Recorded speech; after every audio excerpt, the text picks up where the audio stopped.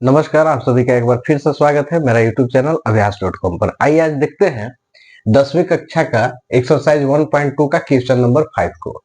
Question number 5 है कि जांच कीजिए कि क्या किसी प्राकृत संख्या n के लिए संख्या 6 के पावर n अंक 0 पर समाप्त हो सकती है।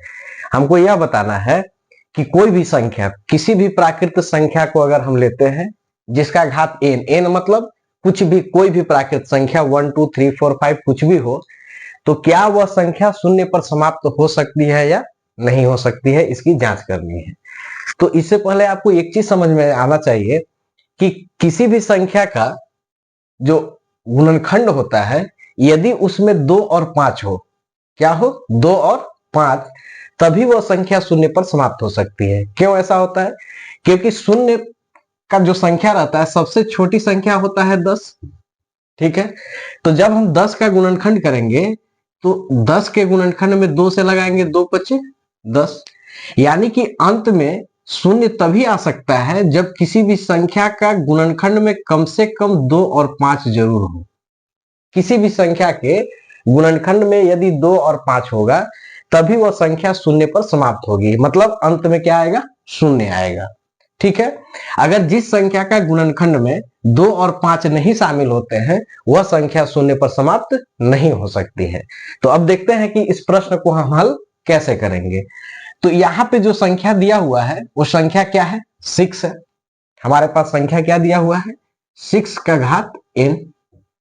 अब यदि 6 का हम गुणनखंड करें तो 6 का गुणनखंड करेंगे तो 2 से लगाएंगे, 2 तिया 6, तो 6 का गुणनखंड में हमको क्या मिला, 2 मिला और 3, 2 तो मिल गया। यदि 3 के जगह पर 5 होता तो यह संख्या शून्य पर समाप्त हो सकती है।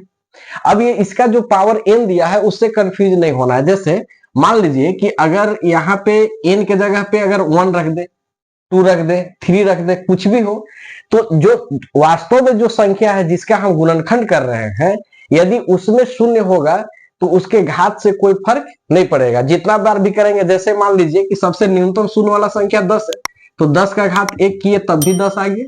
ठीक है, 10 का घात यदि 2 करेंगे तब 10 गुना 10 100, फिर भी यह संख्या शून्य पर समाप्त हुआ। यदि 10 का घात हम 3 कर ले तो 10 गुना 10 गुना 10, फिर भी यह संख्या शून्य पर समाप्त हुआ।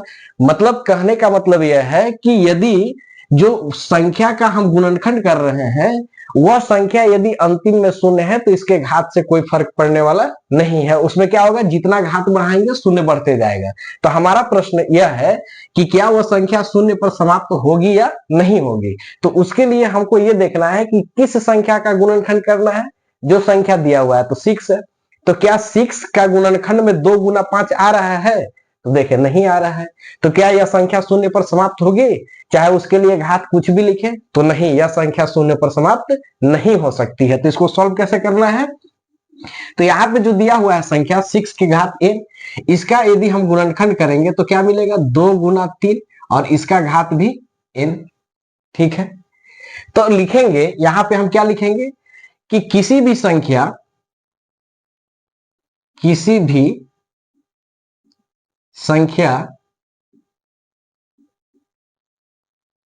के गुणनखंड में, किसी भी संख्या के गुणनखंड में